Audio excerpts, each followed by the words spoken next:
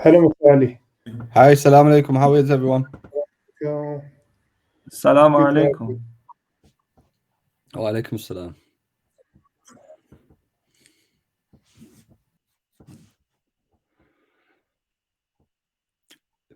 Is my sound okay? Yes, your sound and cam is very good. And hello, Dr. Deal from maybe Switzerland or Vienna, I don't know. Welcome to our session.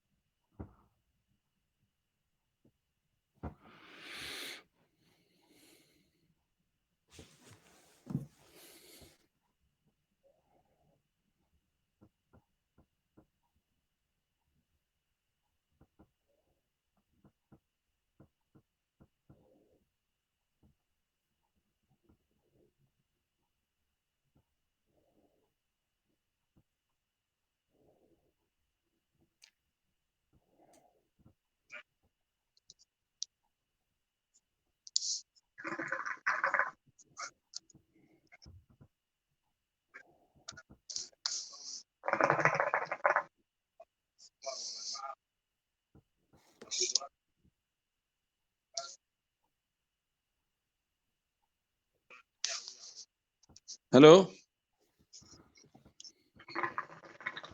Hello. Hello. Hello. Can Hello. you hear me?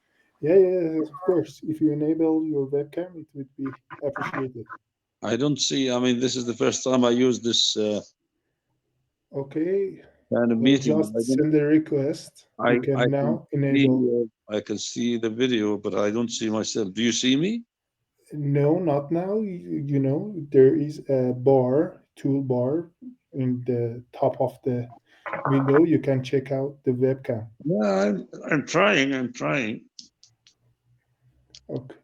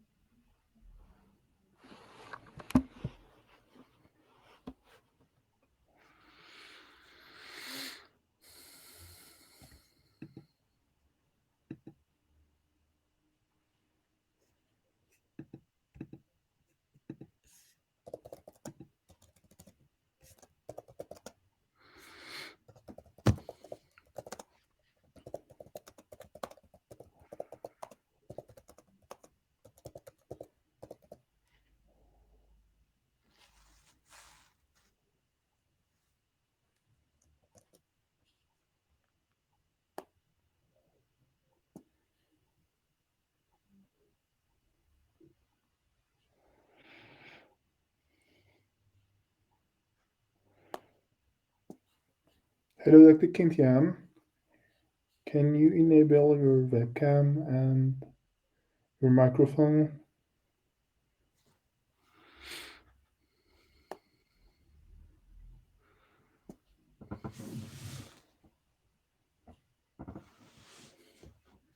Dr. Farghel, of course, you now can enable your webcam. Okay, and now microphone. I see the bar, but I don't see the video.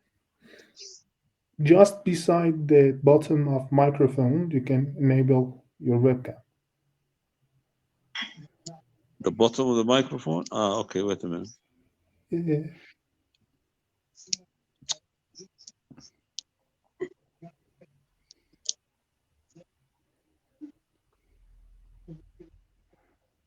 I don't actually see an icon for the okay, webcam. Okay, hello, Dr. Kintian. I can. Do you see me now? No, Dr. Farghal, unfortunately, we can't see. I can see two people. I can see somebody waving, but I think Isa, is that Isa, the one I see in the Yeah, video? yeah. It's okay. Now I see you, and I see I think our Chinese friend. yeah, but we can see you. I can't enable my video. I don't see an icon for the video. I don't know why. Let me check it out. Can you see? Can you see at the top on the right? Just to activate your webcam. Okay. Now you have asked me to activate my webcam. Okay. Yes. Okay. Now okay. Now I see myself and I see you. And so you're controlling the shots from your side. That's why Zoom is user friendly. It's easy. I don't know why you don't use Zoom. It's a kind of exclusive platform for yeah. This is, but the images are too small in this one. I don't know how to manipulate this actually. But anyway, this will work. I think this will do. Okay. Shall we start, Ali? Just a moment, please. Just a moment. How many of us are there in the meeting? Can I know? Is it only the 6 of us? I see 6 people. Other colleagues are joining us, but they cannot open their... You see, this is technology, the problem with technology.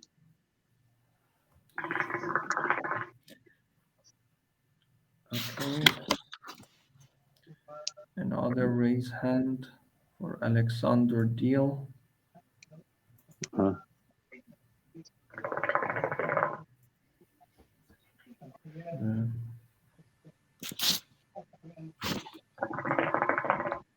Do we all need to mute our microphones when somebody is talking?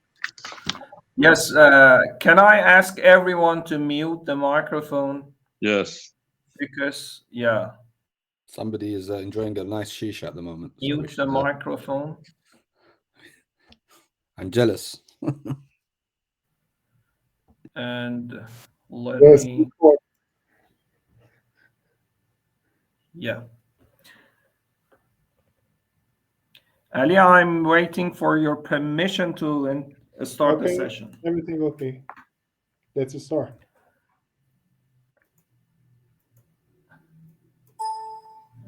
Your voice, it's a little bit low. What did you say? I'm ready, sir. Let's start, Majid. Everything is okay. Okay. Hello, everyone, and welcome to the first session of our online conference on the very challenging issues of our time. We would like to talk a little bit today on the very actually tough question about what would be the next regional order after October and the Israeli-Gaza conflict. It's a very good question, and today we have the honor to actually host very distinguished colleagues and panelists from different parts of the world. Apology, I forgot to introduce myself. I'm Majid Afshani, the Director of International Department here at Governance and Policy Think Tank. Governance and Policy Think Tank is a non-partisan, actually governmental and university-affiliated think tank. We are affiliated with the Sharif University of Technology here in Tehran. Sharif is the best Iranian university regarding the international rankings, and we are very honored to attach and affiliate prestigious university. Here, as a brief introduction of our institution, I should say that it has been established in 2008, and it has now more than 10 different departments. For example, economy, media, digital governance, Parliamentary Research Center, the club for training policymakers and the other department here. Now we have this chance to host different students, postgraduates, doctors from different University of Iran here in Tehran, and we are trying to have a policy impact on different national level actually projects here in Tehran. And in my department, we have been focused on the concept of expert diplomacy. We are here to promote the idea to talk to each other at the level of academia, at the level of experts from different parts of the world. And today we have this chance to promote this idea on a very important and very actually change maker of our region. I think the conflict that has been going on regarding the ceasefire, or it can be actually expand more and more, or we are here to talk about how to stop this catastrophe and this some kind of genocide, I think, in my opinion. I would like to stop here and try to use the time to give the floor to my dearest colleague, Ali. Ali is a PhD student in international relations here in Tarbiyat Modares University, and he has done a very good job to organize different participants to join us. Before I give the floor to Ali, I would like to thank Dr. Alexander Dill, who has been joining us. I can check the list.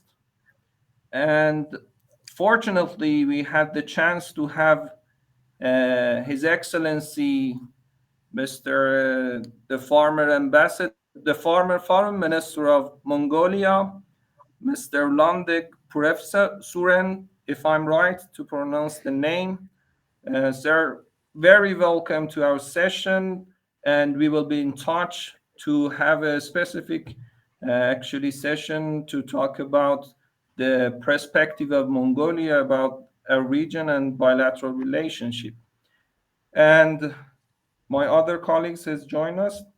Yes, I think that's enough. I will give the floor to Ali, and Ali, floor is yours, and we are all waiting for a very good discussion today. I assume we have the chance to learn a lot today. Please go on. Yes. Bismillah ar-Rahman ar-Rahim. In the name of God, the compassionate, the merciful. Hello, everybody. Salam alaikum jami'an. This is really an honorable time for me and for our think tank to provide this chance to talking and hosting all these kind of distinguished fellows and experts from all over the world. Before starting, I want to just do a briefing that what we are going to do. I think in a world full of uncertainties and situations that are constantly changing due to interactions at the highest speed that mankind has ever experienced, understanding scenarios and perspective is very difficult as well as important and fundamental. In this situation, think tanks as a forum for thinking and concurrence of experts and elites, but in this field can play a fundamental role in creating dialogue and getting to know different thoughts and help decision makers. As Majid just mentioned, for those of you that not familiar with us, Governance and Policy Think Tanks is a non-partisan, non-governmental think tank affiliated with Sharif University as the first-ranked university. Let's back to the topic. It seems that after the 7th of October, a dynamic has been created in our region, in the West of Asia, and that's impact on the region can be considered. This impact can have different aspects, dimensions, and the focal point of this crisis, the region around it, and even beyond this hot zone and at the global scale. In order to better understand this phenomenon, the GPTT invited several distinguished guests from the region, Asia and Europe, to study and search for the concept of the regional order after the October 7th, considering its scenarios and perspectives. While this issue can be controversial and bring different opinion, it could have a fundamental change in actions of countries in this region. Therefore, in 2 days, the think tank invited about 9 guests as panelists and a number of researchers to attend meeting to discuss the regional order after the October 7th. This meeting will be held on the 29th, today, and tomorrow, November at 15 Iran time. Our panelists for today are as follows. We are very happy to have Dr. Mohammed Farghal, Director General of King Abdullah Design and Development Bureau. He is also the CEO of KADDB. Dr. Tian, Deputy Director and Associate Professor at the Institute of Middle East Studies of China, Institute of Contemporary International Relations, CICAR. Dr. Raji Nacir, Professor of العلمین Institute for Postgraduate Studies from Iraq, and our dear friend Isa Kazemi, a freelance journalist with over decades experience reporting from across the world, including our region and some hot zones like Iraq and Lebanon, and a former Arctic correspondent from Britain. Welcome all of you. Thanks for accepting our invitation. Let's do the topic and go to the main idea. Every panelist, because we try to manage and keep all the things in order. Please, every panelist have about 15 minutes, and let's start with Dr. Farghal. Dr. Farghal, we are all ears for your points. Thank you very much, Ali. Thank you very much for the opportunity, and good evening to you all. Bismillah ar-Rahman ar-Rahim. Assalamu alaikum wa rahmatullahi wa barakatuh. Actually, I was participating in a conference about, less than 2 weeks ago, and there was some Iranian participation in the conference, and the idea it was suggested to me to participate in this panel, and I didn't hesitate to say yes. So it is really an opportunity to brainstorm and try to exchange ideas about the developing situation, let's say, in the Middle East. But I think before we try to talk about the developing situation and the prospects for the future of the Middle East and what kind of a regional order can we have, I think there are basic facts and realities that we have to remind ourselves of and be sure that we are on the same sheet music when it comes to the regional context.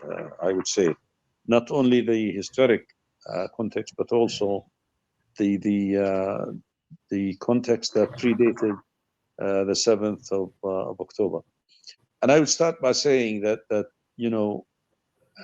problems in the Middle East, obviously, we all know, predate the 7th of October.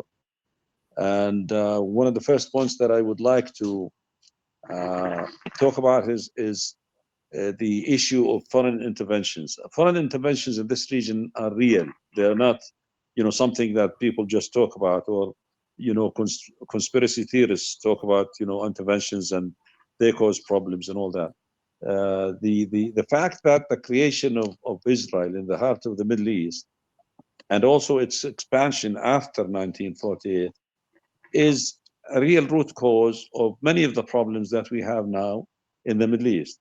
If we don't come to terms with this fact and reality, then we do have a problem about understanding the regional context in the Middle East. The second main point, and it also pertains to foreign interventions, is the U.S. foreign policy vis-a-vis the Middle East during the past, let's say 4 or 5 decades. Whether you call it the failure of US policy in the region or the deliberate US foreign policy, it doesn't really make that much of a difference. But it has really contributed tremendously in creating the current situation that we are dealing with.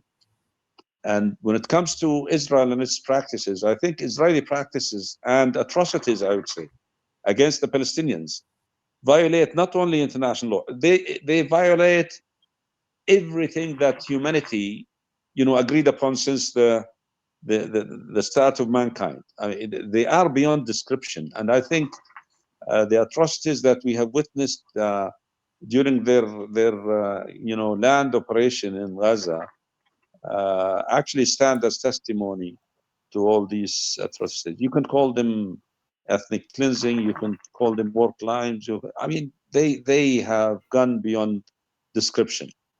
And then tied to that, Israeli impunity with Western cover and support, I would say, have enabled Israel to create a fait accompli in the occupied territories that prevents a two-state solution.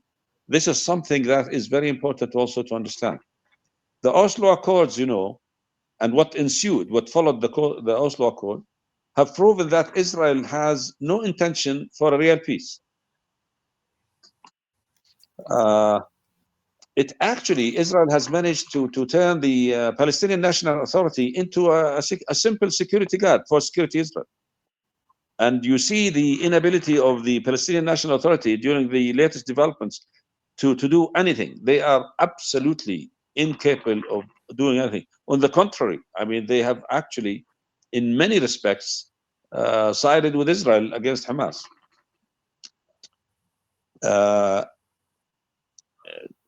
Another very important, point when it comes to the regional setting is that we have to remember that Israel is the only nuclear state in the region. This is very important. And that fact actually precludes a real balance of power and deterrence in the region. When you have deterrence, when you have, like, for example, what prevailed in the Cold War between the Eastern Bloc and the Western world was a theory called the MAD theory, the mutual assured destruction. And it actually contributed to the prevention of an actual confrontation, a real war. The region has, and another also basic idea that we have to come to terms with is that the region has three mature projects in light of the absence of an Arab project to strike a regional balance also. This is something that we can debate about, we can talk about. It's very unfortunate that the Arabs have no project in the region, no mature project. We have 22 Arab countries, but their projects are basically specific to, in most cases, to the respective country. Meanwhile, Israel has been leading a Zionist project in the region. Iran has its own project in the region, and Turkey has its own project in the region. So there is no Arab project to counterbalance or to balance the other three projects, and that has a lot of regional ramifications, and it impacts the developments in the region. Arab countries have lately become divided even on the Palestinian question, which resulted in losing its centrality as a regional issue. Before the 7th of October, with the Abrahamic Accords, with the normalization process and the encouragement from the West for Arab countries to normalize with Israel, I think the Palestinian question, which is the core issue in the Middle East, lost a lot of its centrality to other issues. And it's very unfortunate that, Israel, together with the Western world, well, I mean, this is my own humble perspective and conviction. They have convinced many of the Arab countries that their threat doesn't come from Israel, it comes from Iran. And this is very, very sad and very unfortunate. Now, Western and Israeli influence have contributed to the change in this threat perception. What has the 7th of October done? It actually, to my mind, shook the very existence of Israel as a state. And the rush of Western leaders and forces, not only leaders, to the region, I think is enough proof to that status that Israel was actually suffering from. The 7th of October has exposed Israeli vulnerabilities, whether it's the political divide inside Israel, it has actually shown this to the whole world. It has also shown military weaknesses in the military structure and military forces in Israel. We do now see the impact of the crisis on Israeli economy. And, if you follow figures and numbers, you can see the magnitude of the effect of the crisis. There's also the social divide in Israel. So all of these have really come out loud and clear during the crisis. I mean, for those who follow Israel, who understand Israel, they know that these exist, but the crisis has actually intensified this, and it has exposed all these very clearly. It has also caused more international awareness about the real Israel. Israel has always been covered and backed and supported by the whole of the West. Let's be clear about this. I mean, Israeli, together with Western narrative, has really fallen big time in this crisis. The veil, the mask has fallen, and the claims that we control the high moral ground have all gone to vain. I mean, I don't think they can claim anymore that they do control or occupy the moral high ground, because if you support in an unlimited way, an apartheid country to ethnic cleanse a whole population, you cannot claim the moral high ground. Like I said, it has caused more international awareness about the real Israel, which is also influencing international public opinion. Developments around the world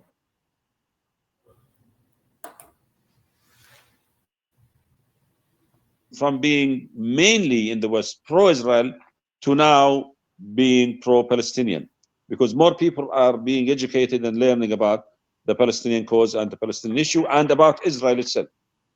It has caused a war of narrative. The war of narrative is at its peak, but I do believe that Israel is clearly losing that war of narrative, together with it also the West. It is creating a lot of public pressure on Western governments and a social divide even. Look at the United States and look at how, even members of Congress in the Democratic Party are coming up and speaking against President Biden and his unlimited support to Israel.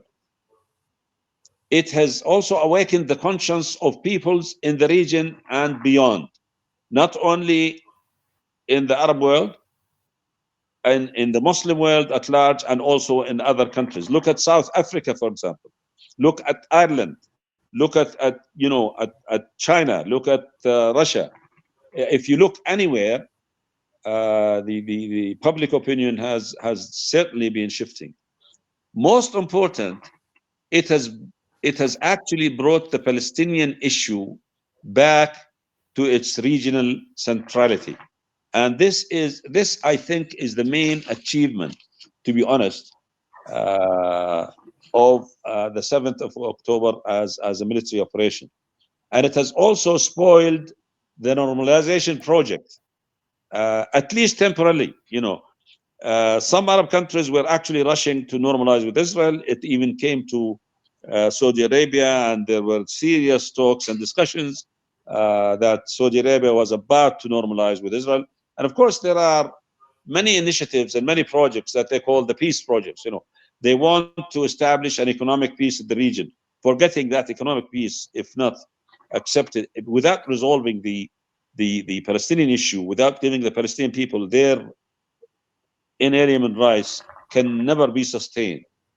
The region will not be the same after the 7th of October. This is what I can say.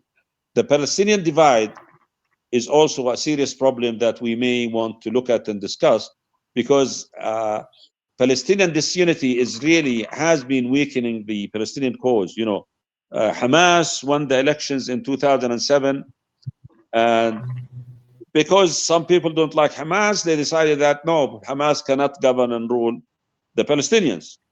This is one of the root causes of the current problem. The preachers of democracy and elections, did not accept the fact that Hamas won the elections in 2007. And Hamas has been besieged in Gaza since then. But democratically speaking, Hamas is the legitimate, actually, ruler of the Palestinians, if we want to be candid about this. And this is something that we have to also understand. If the Palestinians can't reconcile, I think this will do more damage to the Palestinian cause.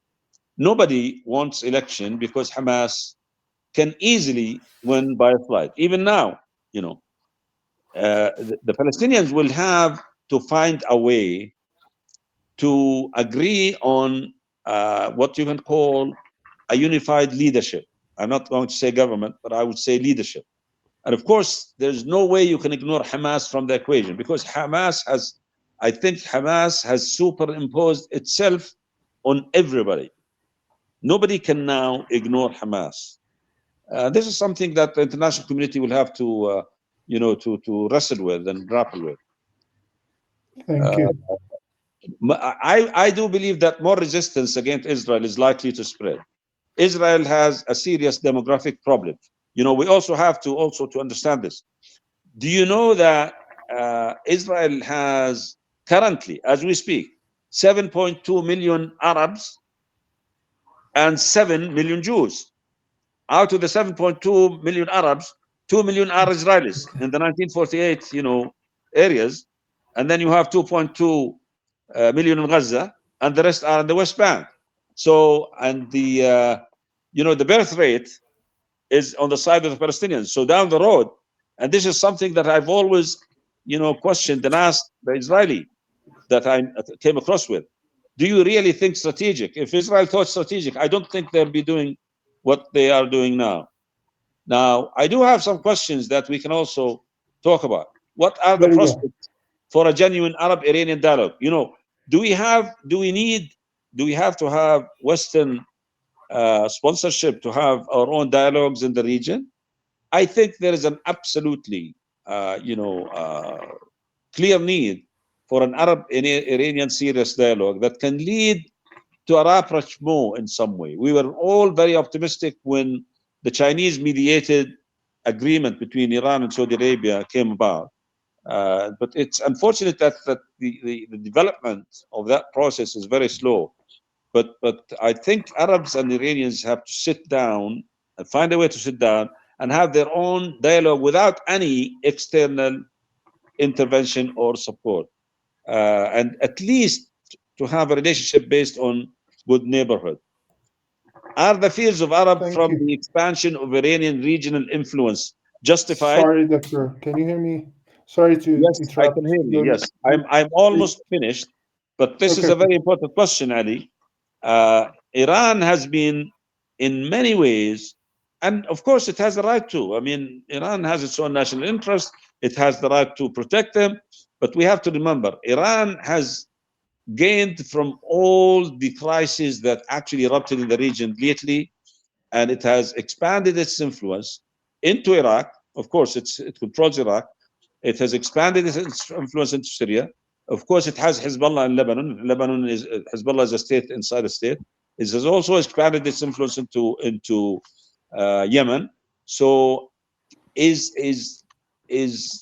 the worry that Arabs have about this justified? This is a question I would leave to you to discuss. Can the region, and there's another question, can the region, still slide into a regional confrontation that can be devastating? The attempts, and finally, I would say that the attempts to create a new regional security architecture by the West, and this is a call that has been existing for quite some time. The intention of that call was to include Israel into the regional order and to exclude Iran. These are very unrealistic, initiatives.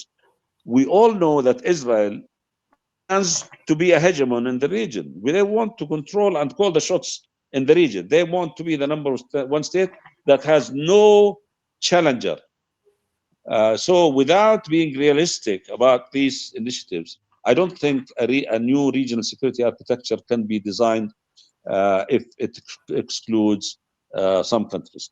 The US is the only country that can actually stop Netanyahu. We have a problem in Israel, and the main problem now is Netanyahu. Netanyahu has yesterday claimed that he is suggesting that he has to continue as prime minister because he is the only one in Israel that can prevent the creation, a two-state solution. So, and maybe we can also talk about the Bremakov Forum, the Barcelona conference that Israel refused to attend, and also discuss economic peace. The last point is that the world order is changing whether we like it or not, and I think there will be a new sheriff in town. Unipolar is not going to continue. We are, approaching a multipolar system in which China probably and Russia will have a lot to say. And I think I'll stop here. I hope that I've covered what you intended and wanted me to cover. Then I think in the discussion we can have some question and answers where we can expand on some of those points. Thank you very much. Thank you, Victor, for your points. Thank you. I think you mentioned very important things and dynamics that change the whole order, not only in the region, as you mentioned, public opinion and normalization wave, or the how it goes, the interaction or inaction of some countries. Let's do the public opinion with our journalist friend Isa. Mr. Isa, I think as it mentioned, as Dr. Farghal mentioned, can you say, other than the main topic of the regional order, say some information or your point of view about the public opinion in the Western, the double standard, and the role of youth and the migrants to shaping the public view in the West? In 15 minutes, please. Can you hear me now? My microphone I can hear you. Oh, you can hear me? Okay, now it's on. Thank you. Assalamu alaikum. Bismillah ar-Rahman ar-Rahim. Thank you for the invitation. Also, thank you to Brother Muhammad Farghal for his points there, much of which, of course, I and many here will be in agreement with them. I will touch on public opinion here in the West, but I think it's more important to touch upon Iran, because I think that when we talk about the future of the region and the aftermath of October the 7th, I think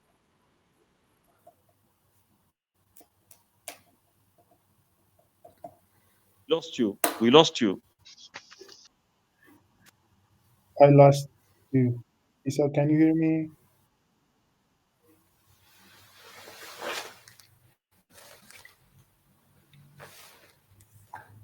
I can't hear you, Isa.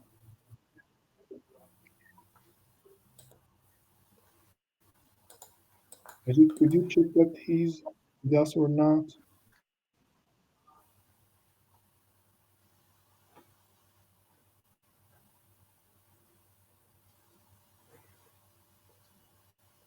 Okay. Well, if it is about the public opinion in the West, I can give a short overview as well. Yeah. I try to use my best to benefit from all our distinguished panelists, Dr. Deal. I try to manage it. Yes, of course. Let's check if Isa can hear us or is he with us or not. Okay, let's go to Dr. Nacir and stay in the region. Dr. Nacir, if you mind, could you say your point of view other than the regional order after May 7th of October, the public and the governmental idea of Iraq as one of the important countries in the region, and how this kind of crisis could affect the future of not only Iraq but its region. We are all ears. The floor is yours, Doctor. Dr. Nasir, can you hear me? Thank you, sir. Thank you, sir. In 15 minutes, please. Yes. Bismillah ar-Rahman ar-Rahim, ladies and gentlemen. Sorry, I don't know what happened to my line, but I will, allow the other speakers to speak. Sorry to interrupting. There is So, you lost your voice, and now Dr. Nasir wanted to promote his voice. Please go ahead. I'll join you afterwards. Sorry, I'll go after. Sorry. Okay. I don't know what Dr. happened. Nasir, the floor is yours.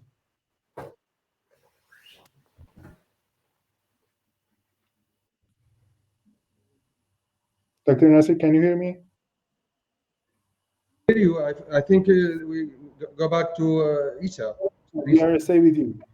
Continue your voice. Okay. Thank you.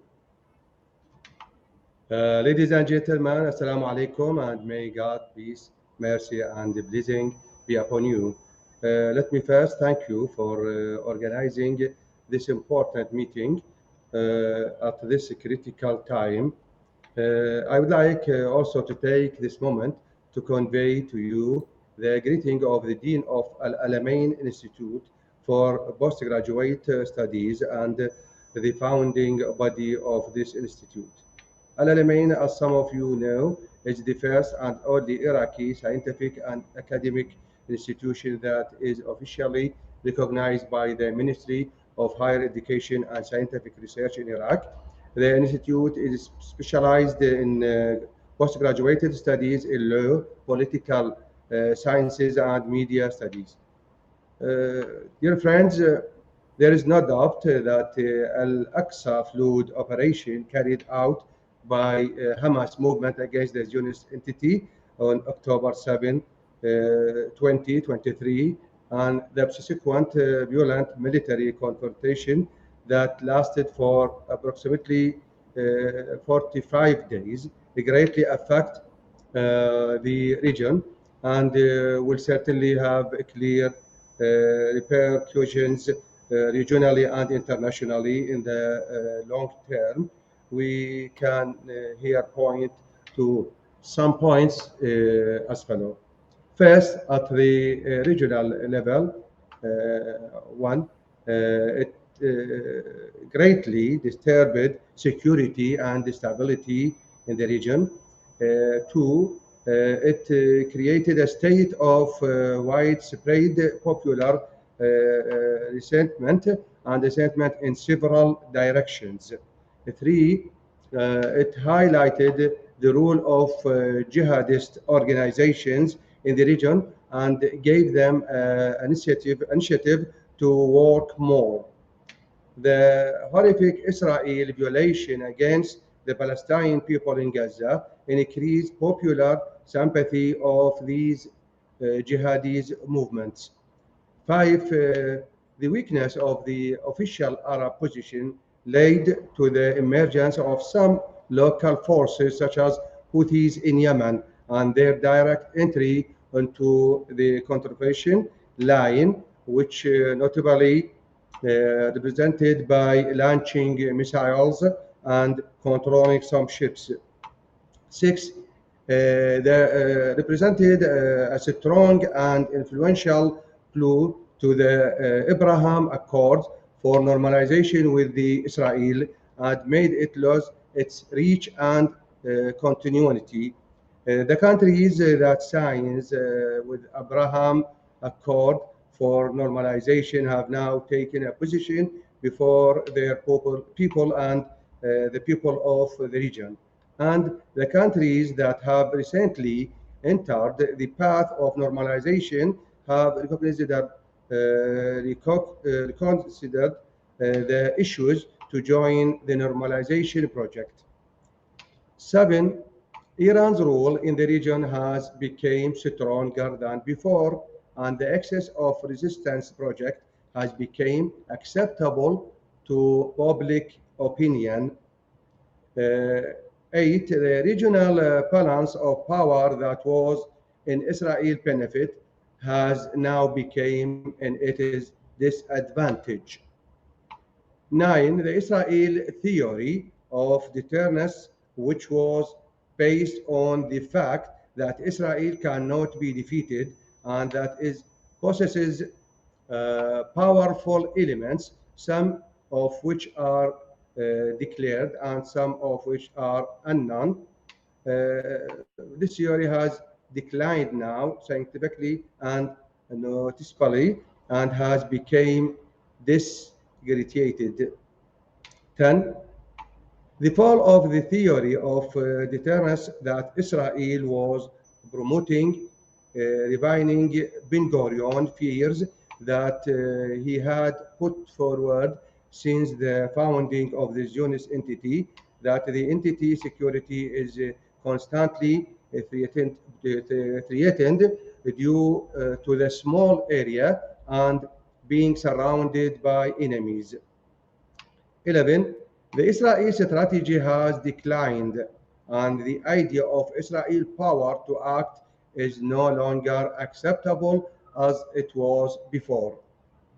12. The Egyptian position has been characterized by haste in reaching conclusions. This is represented by the Egyptian President Abdel al-Sisi demand to transfer the people of Gaza to the Negev, his lack of control over the Rafah border crossing with the Gaza Strip, and his great fear that prompted him to mobilize the army on the Gaza border. All of this gave indications of the fragility of the Egyptian situation. 13. Qatar has emerged once again as a balancing negotiator with ability to bring together the opposing parties in the region and in the world. 14. The Turkish position was the weakest ever since the Justice and Development Party took power in Turkey, and Turkish President Recep Tayyip Erdogan dealt with the crisis with purely pragmatic manner, abandoning the Islamic cover that he was wearing, which caused sharp criticism of him by his former companion Ahmed Dawood. 15. The Arab position in general has remained committed to the mythology of denunciation and media condemnation, which it has followed since the setback of June 5, 1967 till now. 16. The official and popular Iraqi position was supportive of the Palestinian people in Gaza and condemned the brutal Israel war against citizen homes, hospitals, bakeries, schools, and the headquarters of international organizations, and called for an immediate cessation of Zionist attack and provide aid to the people of Gaza. Iraq's speech at the Cairo summit expressed the will of all Iraqis.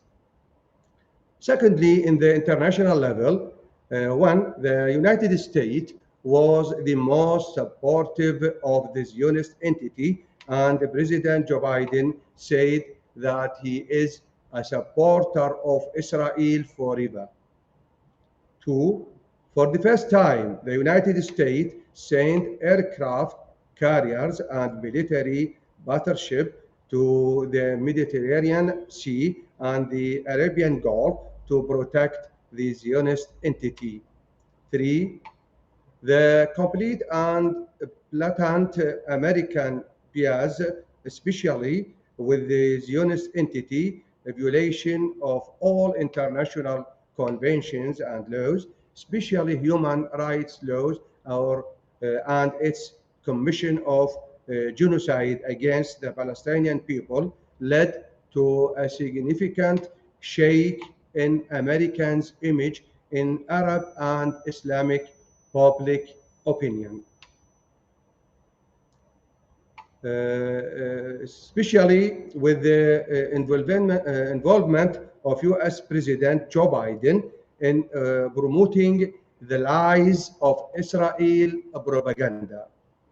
For the American and Western media were completely biased toward the Zionist entity and worked to distort the facts and hide Israeli crimes against civilian Palestinians in Gaza. The fact that made them lose, in fact, that made him lose his credibility with Arab and Islamic public opinion. 5. The shaking of the American image regionally and internationally prompted Biden to try to improve it by drafting a truce agreement in cooperation with Qatar. 6. Except Spain and Belgium, the European position was completely biased toward Israel, especially the British and the French position, which constituted an embarrassment for them in front of public opinion, including public opinion in their countries, which expressed itself in widespread popular demonstration. 7. The Russian position was against the war on the Palestinians in Gaza from the beginning, and Russian supported draft resolution in the Security Council to stop it. Therefore, Russia benefited strategically from this position and was able to strengthen its geopolitical position, especially in the Arab and Islamic region. 8. Chinese position was in the side of the Palestinians in Gaza, which strengthened its international position, especially in the Arab and Islamic world. Third, future outlook. 1. The military operation in Gaza, the killing and genocide and the massive destruction of most citizens' homes deepened the differences between the Palestinian people and the occupation and reduced the chance to achieve peace in the region. 2. The overt and unjustified American bias led to the weakness of the American position regionally and internationally. 3. The decline of American influences will affect the international balance and change its balance toward countries competing with the United States, including China and Russia. 4. The American position toward Iran has become weaker than before, which strengthens Iran's negotiation position on the nuclear file and elsewhere.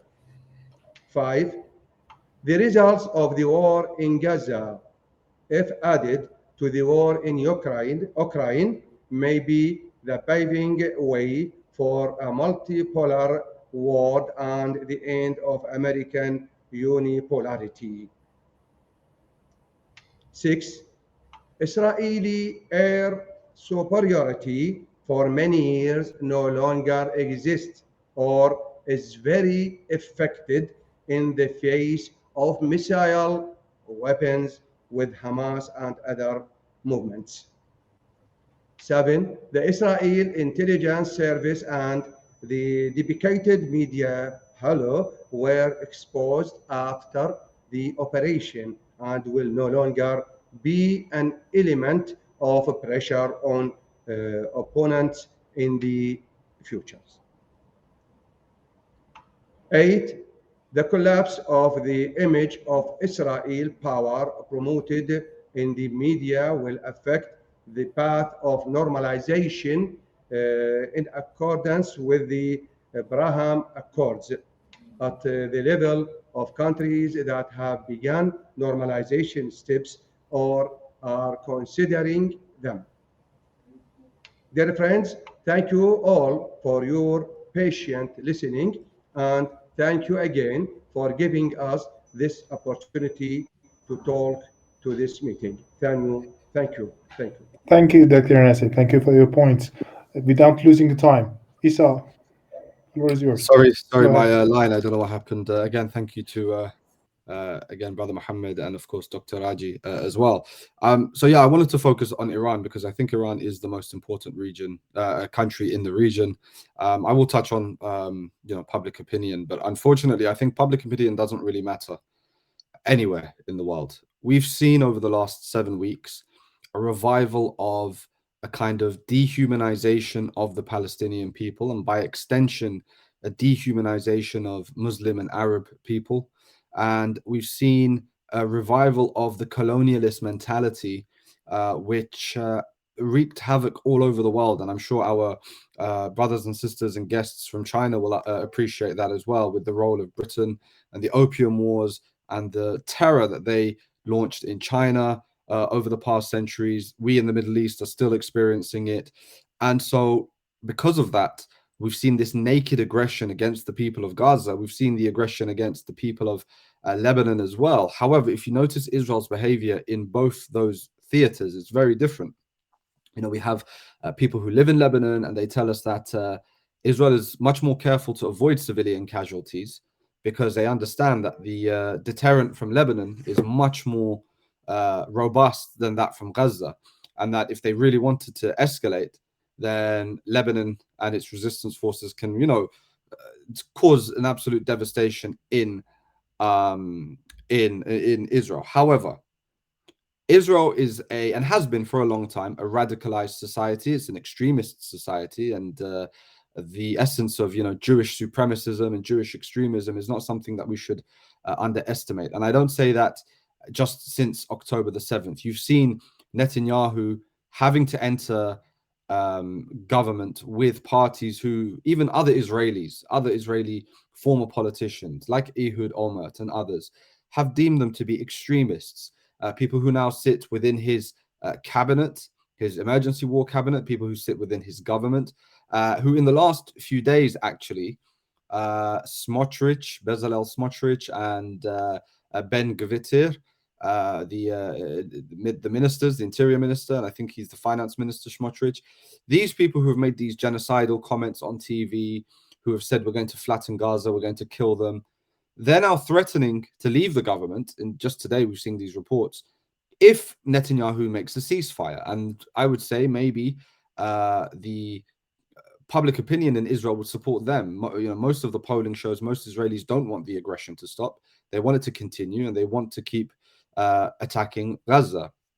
Now, of course, we could talk about the reality on the ground, but what this tells us is that Israeli society, again, has always been extreme, but its last 5-10 years has been extreme. But since October the 7th, has an almost bloodlust type of revenge in its mind, and nothing will satisfy it. We've seen Netanyahu himself talking about Amalek, which is a story from the Bible and the Old Testament and the Torah, where they talk about killing babies and children and women, and basically flatlining the whole of the region. So it's in that light that I believe, and many people believe, that now Iran's focus has to be on getting the necessary deterrent it needs. And I don't think we are in a position where we should even be talking about nuclear discussions and nuclear negotiations anymore, because that would be total, I would say, betrayal of Iranian national security. Actually, at this point, Iran needs to have that deterrent. It needs to have that military deterrent now, because we have a problem that in 12 months, Joe Biden won't be there anymore. I don't see any circumstance in which he wins this election. Either the Democratic Party will move him aside, or Trump will win. And if Trump isn't allowed to win, because we know the establishment there aren't that happy with him, then Ron DeSantis will win. And all of these people, as we know, are very hostile, to not just Iran, but to the region. And they are, of course, very influenced by and controlled by, you could say, AIPAC and the other Israel lobby groups. But Donald Trump in particular seems to have, in his last period in office, gone above and beyond anything any other politician did for Israel. He recognized their so-called sovereignty over Jolan. He moved the embassy. He recognized Israel's capital as being in Jerusalem. And I think if he was to become prime minister again, it would represent an existential threat to the Islamic Republic of Iran. I cannot stress this enough. So I would say Iran has 12 to 14 months to get that deterrent in place, because that will then change the dynamics of the whole region as well. I think we might even be in a situation where 5 years ago, even a year ago, before Iran and Saudi came to kind of terms with the Chinese mediation, the Saudis wouldn't have accepted it. I think now they may be able to, there may be some type of workaround or some type of agreement on Iran having that nuclear weapons capability. With regards to the region, I think Israel will get more aggressive, because October the 7th exposed a huge vulnerability. And, you know, we've seen that their solution to that seems to be to cause as much pain to innocent people as possible, to try to deter Hamas and Palestinian Islamic Jihad and these other groups. Of course, on that level, it will fail. But I think they will spread their ambitions wider. Now, we've seen in Europe, Geert Wilders coming to power in the Netherlands with the full backing of the Israel lobby. He's a hardcore Israel Zionist. They're bringing him to power because they want to expel pro-Palestinian Muslims from Europe. They will bring a lot of support to the AfD in Germany. They will support Suella Braverman in England. They brought Javier Milei in Argentina, and all these, you know, very far-right forces in Europe and in the West who are extremely pro-Israel, more so than even the establishments now. In the Middle East, I believe that they will step up their pressure campaign against Iran. They will try to go after Syria and the government of Bashar al-Assad. They will try to revive the extremists in Idlib and the rebel movement. I believe that they will try to step up operations within Iran as well. You know, we saw this Women Life Freedom movement fail miserably. They will try to revive, you know, these rioters. They may try to assassinate officials and nuclear scientists. So Israel is, at the moment, its society, its politicians, it's like an unleashed beast, and it doesn't seem to have anybody in the West who will control it. Either they're too scared or they're controlled, or whatever the reason is. The only thing that can control a force like that is force. This is the only language they understand. Hence why in Lebanon, they are behaving totally differently to how they're behaving in Gaza. And so I believe that Iran is in a strong position. However, I don't think we can be very complacent, if you will. I think that there needs to be a lot of attention given to this, because you know, a wounded animal can sometimes be more dangerous. And I think that's the place that Israel is in. Now, when we talk about, you know, public opinion, you are seeing that shift in the West. You are seeing this trend of young people. There's a generational shift in the West. So you have the people called the boomers, the baby boomers, who were born in the 50s and the 60s, who generally tend to lean towards Israel.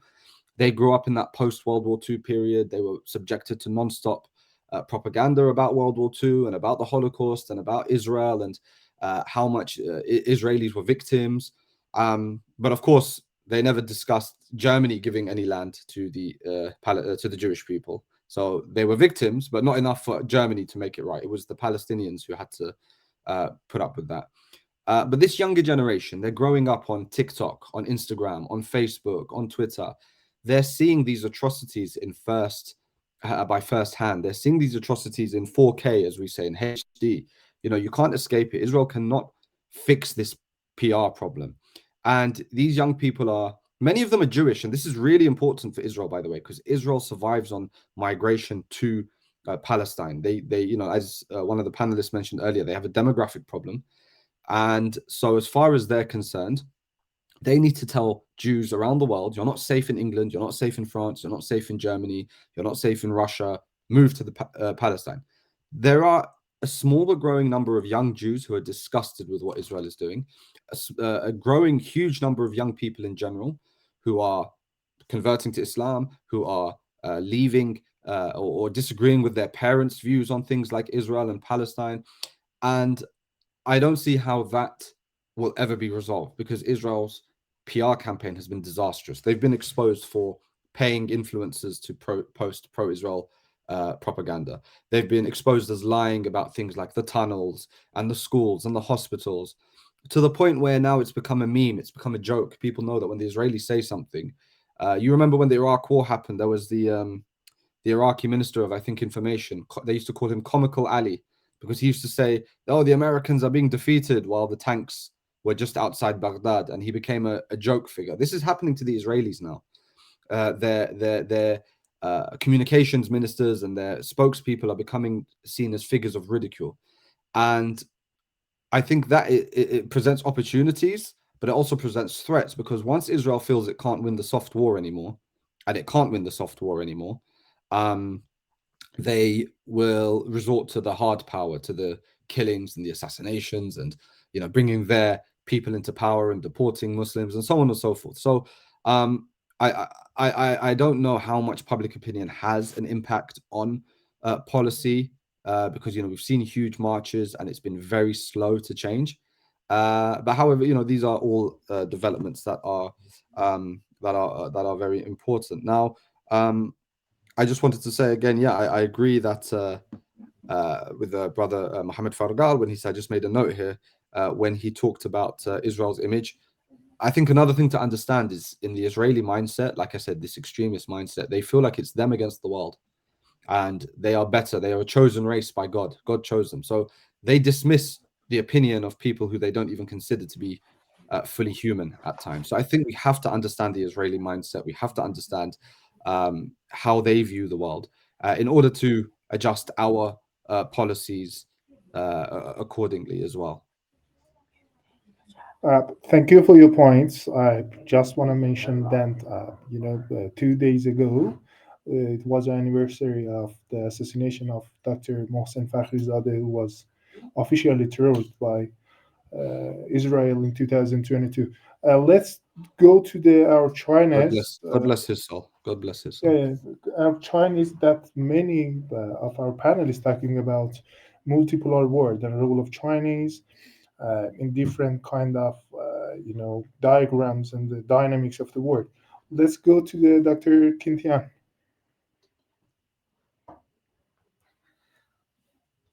Dr. Tian, can you hear me?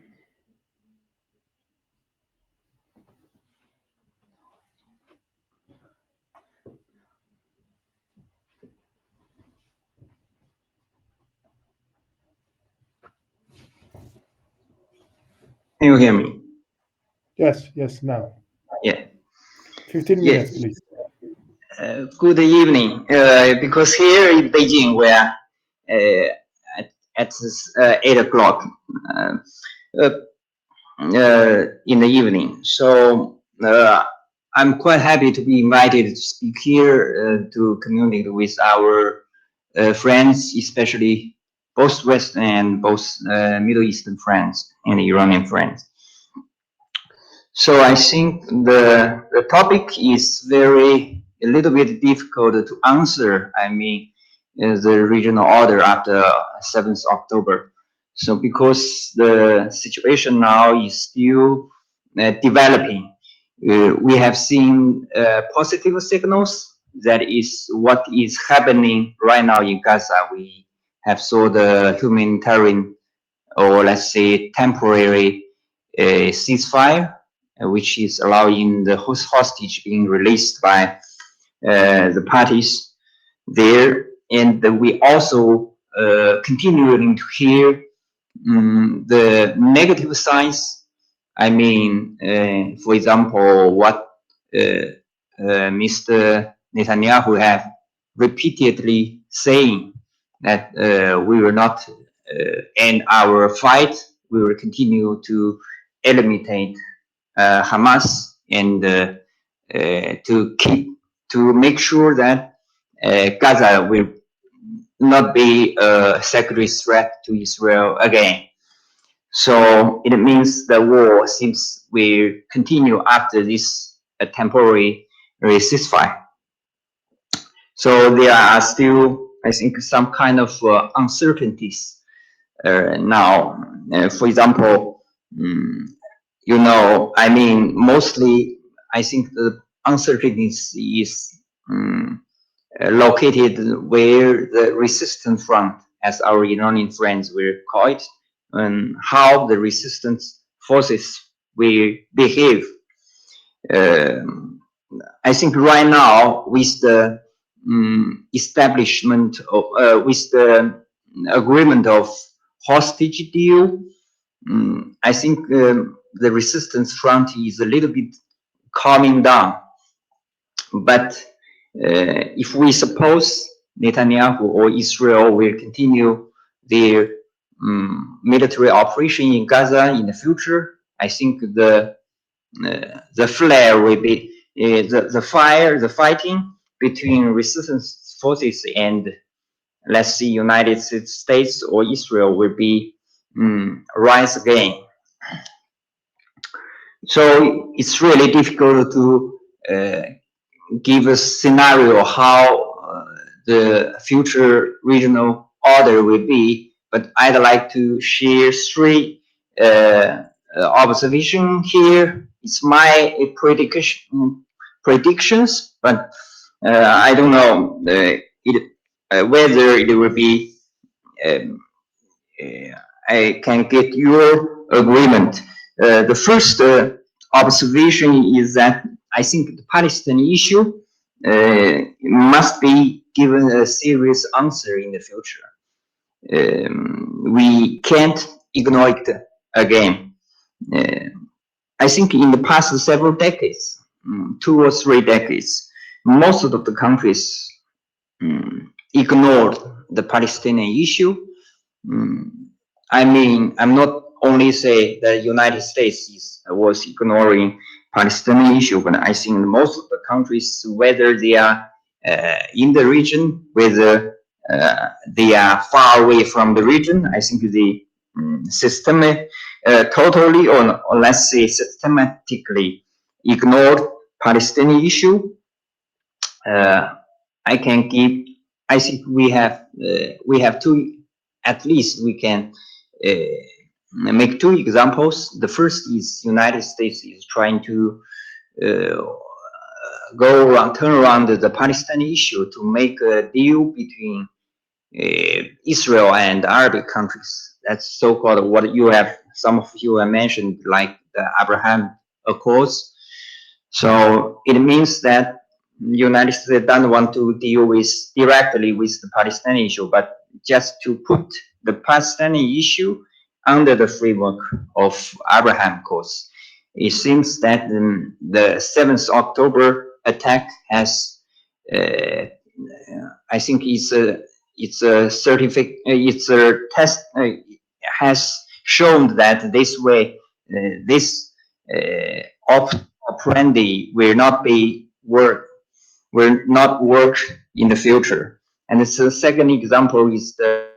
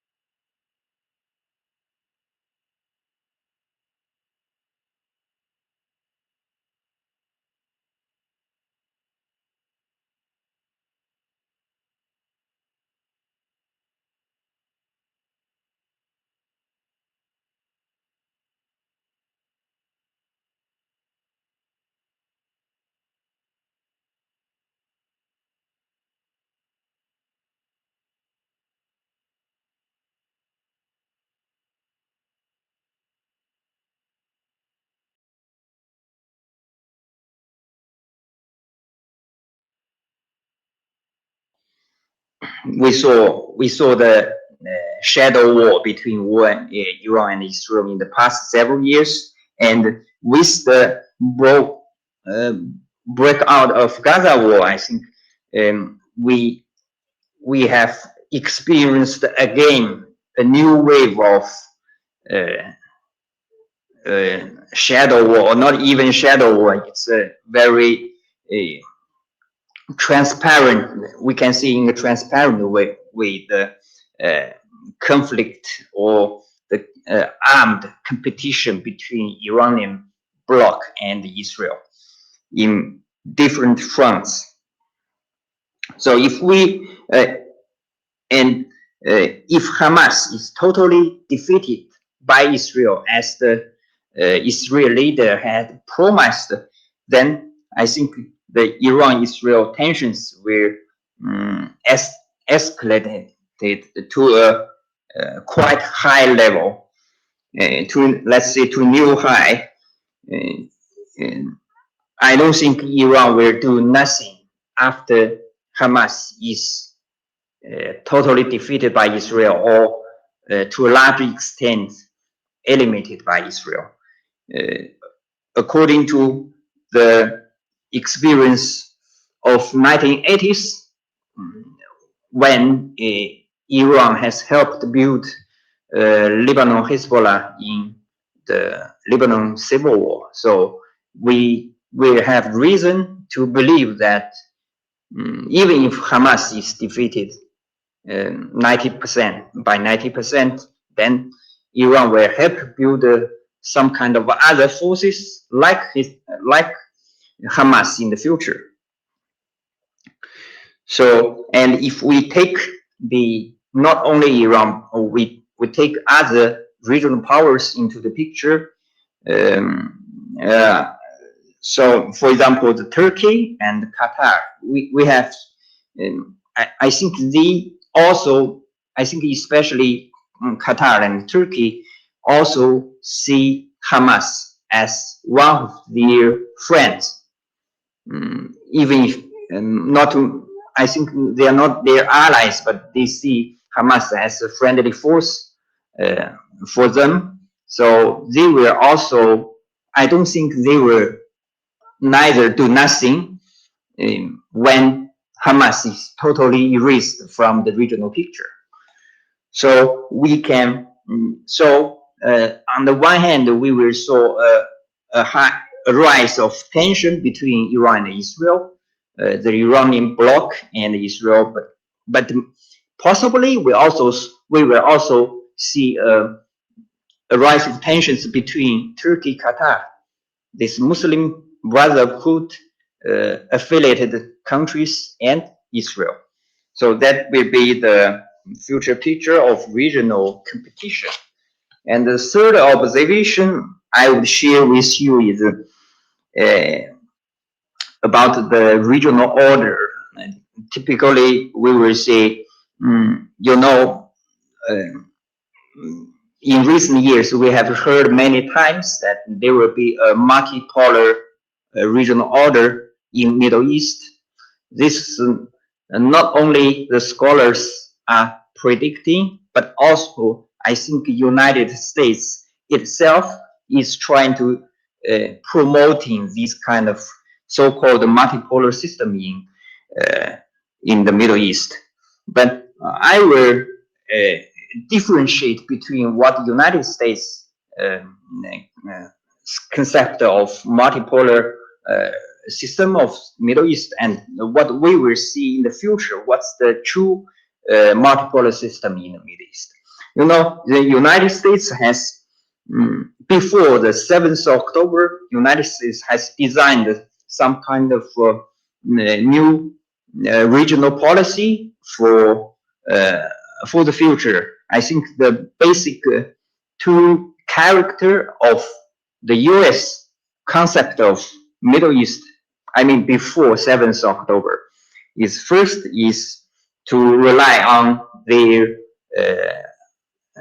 allies, especially Saudi and Israel, based on what they have achieved in Abraham Accords, to try to build a regional alliance under the leadership of the United States, but United States will share more and more burden with Saudi and Israel. I mean, US will not invest or put a lot of money or military resources into Israel, but just to make Israel and Saudi and many other allies to share United States burden in the region.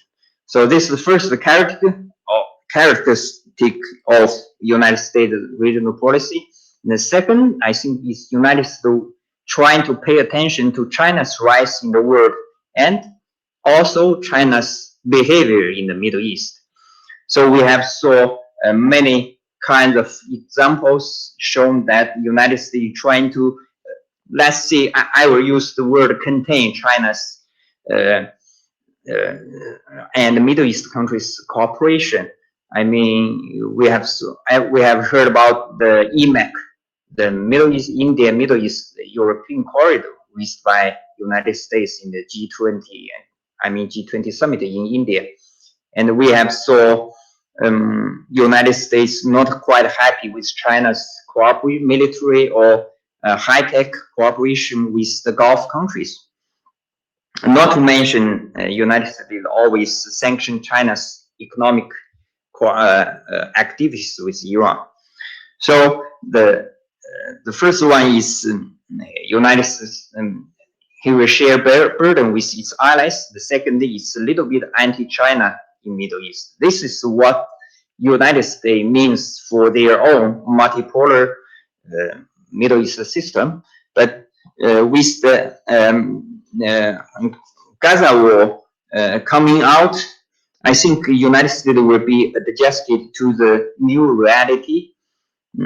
I think the first one for the anti-China consideration, I don't think the United States right now will put containing China as the first priority in their Middle East policy.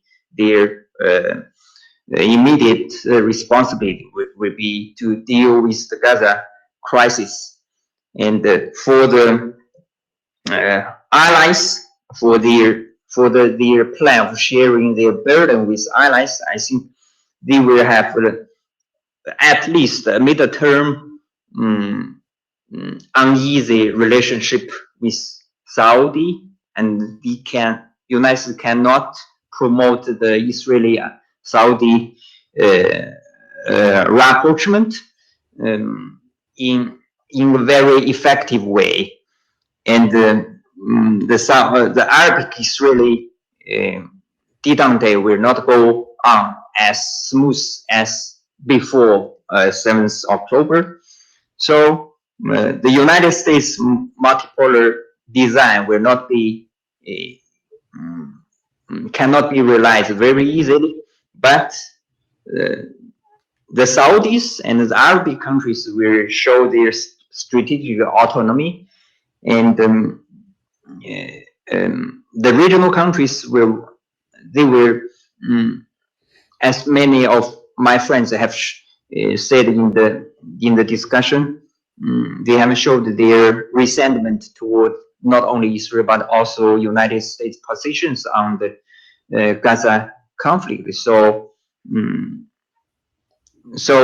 more and more regional countries will welcome China and Russia, or even third parties, to other third party or even global South to show their own contributions to the Middle East region. So that will be a new multipolar system developed in Middle East. Not only regional countries, but very importantly regional countries, and the global South, China, Russia, will have more, I think, a good environment to develop their relationship with Middle East countries. That's what we mean the multipolar system in the future in the Middle East, decided by both the regional countries and the other countries other than Western or United States. So that's my general Thank you. observations of the regional order after 7th October. So I will Thank you. be. I try to back to all the panelists. Before that, if any other of our presenters and or panelists wanted to raise another point, just can raise hand and let's. I try to have a enable their microphone. But before starting the next round and just checking the results and going to wrap up the sessions, I believe that, as my knowledge goes, about the two-state solution, I think there was a report about in Gallup survey in 28th of October, I think, that says only 24% of Palestinians support a two-state solution. Then, if we are actually wanted to recommend a kind of solution, we should consider their own people, that people living in this area.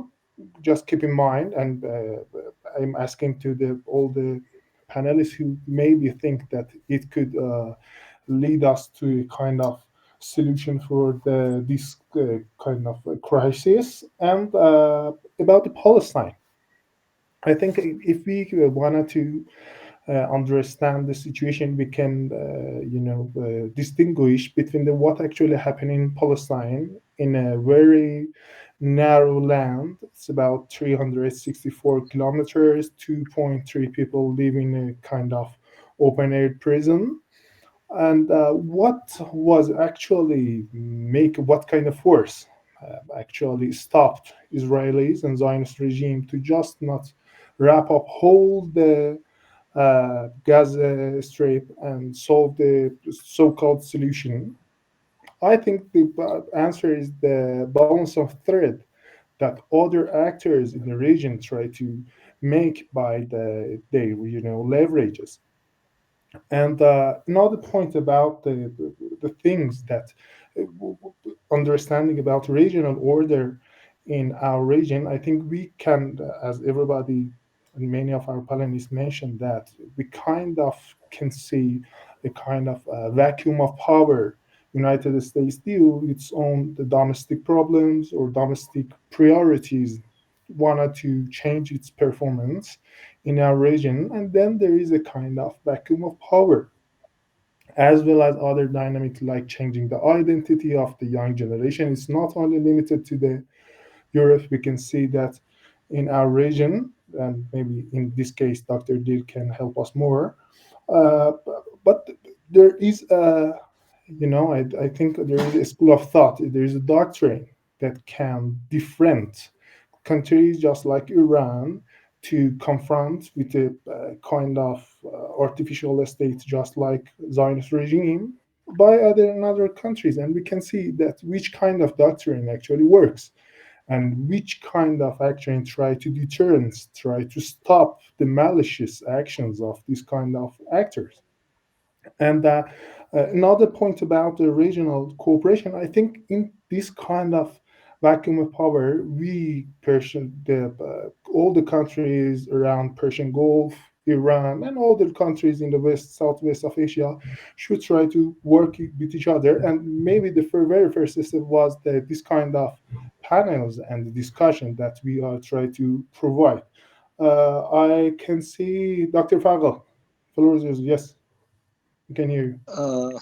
Yes, thank you very much. I'm sorry to take the floor again, but there are some points that were raised during the interventions, and the first point is about the Iranian deterrent issue that Isa, I think, raised, and he's calling for Iran to develop the deterrence capability to counterbalance the Israeli capability. I think this is a very tricky issue, and we have to be mindful of the fact that if this happens, then I think that can ignite a nuclear arms race in the region. This is a very, very sensitive issue. I think Iran is a party to the initiative to have a nuclear Middle East free of weapons of mass destruction, particularly nuclear weapons, and this is an initiative, I think, that was started by the League of Arab States. Iran fully agrees with this. And I think I can't speak for Iran and the Iranians, but I know from Iranian colleagues that there's a fatwa against the nuclear weapons in Iran. So this is, I think, some kind of a dilemma. But we have to be mindful of the risk of, sliding the region into a nuclear arms race. My second point is our Chinese colleague, I don't know whether I'm being sarcastic or not, Mr. Netanyahu. I wouldn't honestly use the term Mr. for Netanyahu, because he has proven that he is anything but Mr. Now, on the quartet, we also have to remember the United States has actually been monopolizing the peace process, what they call the peace process in the Middle East, since the 70s. Yes, there is a quartet in place, but in reality, the United States doesn't even allow the European Union to play a bigger role. The European Union, with all its economic might and with all its projects in the region, and I must say that, members of the European Union do provide support and assistance for countries in the Middle East, to include the Palestinians, but their political might hasn't actually risen to be at a par with the European, economic might. So, U.S. monopoly over what is called the peace process, because it's a peace process that has become the objective. Actually, the objective of the process is not peace; it's the actual objective. And Israel is very happy with the status quo. These are things that we really have to understand. The Israeli mindset, that's like our friend, I think Isa, Isa said. Understanding the Israeli mindset is very important. Israel has no intention of accepting a Palestinian state. And if you give me just a few seconds to elaborate in this, I remember when the late what's his name, Shimon Peres, at one time was running against Menachem Begin for prime minister. He was interviewed on Israeli TV, and they asked him that, the Labour Party seems to be more lenient towards a two-state solution. And he kind of smiled, a yellow smile, and said, who would even believe or, accept that I will have a Palestinian individual with a weapon, with a rifle, a few hundred meters away from the Knesset building? This is not true. So this is something that people tend to forget. It is not in the mindset of any Israeli to accept, except people from the peace camp, who have actually vanished from the scene, and these are individuals. Now, with the Israeli society moving completely towards the right, you have about 800 settlers in the West Bank that have actually managed to get to the Knesset, to get to the cabinet. And we have examples, very clear examples, like Ben Gvir and Smotrich and all these, very extremist Zionists. The two-state solution, as far as Israel is concerned, is dead. And the reality on the ground, the actual geography of the West Bank does not allow the establishment of a viable and sovereign Palestinian state. It's a very, very complicated scenario. So one would conclude that a one-state solution already exists. It's an apartheid state. And this is what the international community has to grapple with and deal with. Israel has really to be exposed. If we, as scholars around the world, do, contribute to such a campaign, because there is absolutely no doubt that Israel is an apartheid state. Now they're talking about a new, regime in Gaza. They want to recontrol and occupy Gaza, and this is not new, by the way. There were calls in Israel to reoccupy Gaza, and now we see it in practice. The devastation in Gaza stands testimony as to the real Israeli intentions. They really want to force the Palestinians to leave Gaza and the West Bank, because to the mind of people and followers of Netanyahu, the river of Jordan has two banks. The East Bank is ours, and so is the West Bank, you know. So my country, I mean, as a Jordanian, I feel existentially threatened by Israeli intentions, you know. Who is going to prevent Israel from creating when the time permits? And thanks to Hamas, we have to say, thanks to Hamas, who have really thwarted a lot of Israeli plans and projects. Who would be able to prevent Israel from creating a new fait accompli in the Jordan Valley, through which they will probably occupy parts of the valley and force Palestinians to leave the West Bank into the eastern, bank of the River Jordan. These are all legitimate fears that we have, and I'm speaking as a Jordanian. I do honestly believe existentially threatened. Now, on the issue of the defeat of Hamas, there is a real question here, and we have to be candid and frank about it. Many of my colleagues and many Jordanian elites and scholars were arguing that, Hezbollah and Iran will not allow Hamas to be defeated. And there is a puzzling question. We have seen skirmishes, on the northern front, in southern Lebanon. But has these skirmishes, been really enough to at least lift some of the pressure on Hamas? And I honestly would like some of our Iranian colleagues, if they can, to comment on it. It's very puzzling for me. I, with all honesty and candidness, said from the first day that this is not Hezbollah's war. This is not Iran's war. Yes, Iran has provided support for Hamas and, for the resistance, let's say, movement. But facts on the ground are showing us that, Hamas has been left alone. The resistance in Gaza has been left alone, and hence the devastation. But thank God that the resistance has so far been resilient. They are even calling the shots. So Hamas, as an idea, can never be defeated. If Israel defeats the organization Hamas in Gaza today, I think there will be new Hamases, whatever the name is. An idea will never die. It will continue. And I don't think the Palestinians will ever leave their legitimate cause, regardless of where they are.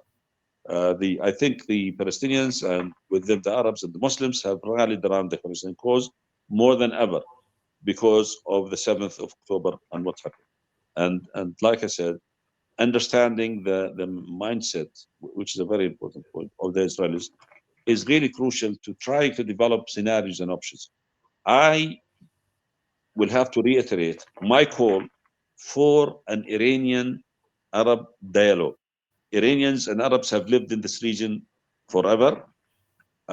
No side can wipe the other from the face of the earth. We have to live to learn how to coexist and live together. There are win-win scenarios. The problem with some of the Arabs is that they actually learned from the Americans to talk at the Iranians, not with the Iranians, since 1979. This, to my mind, is, excuse my French, this is stupid, This is absolutely stupid. And I was a director of a Center for Strategic Studies, and during that time, I actually made a paper on the need for a new Arab approach vis-a-vis Iran. We have to develop a new approach. And I think the Iranians will have to be receptive. But again, I will have to raise my point about Arab fears about Iranian expansion. There is absolutely no doubt that Iran has expanded its influence in the region. And there are fears on our side that are legitimate. And I think some of the confidence building measures through a dialogue can actually alienate or at least reduce some of these fears, where people can come together and actually develop win-win scenarios. There are so many things that Iranians and Arabs can do together for the benefit of both sides, win-win scenarios. And this is very important for the future regional order.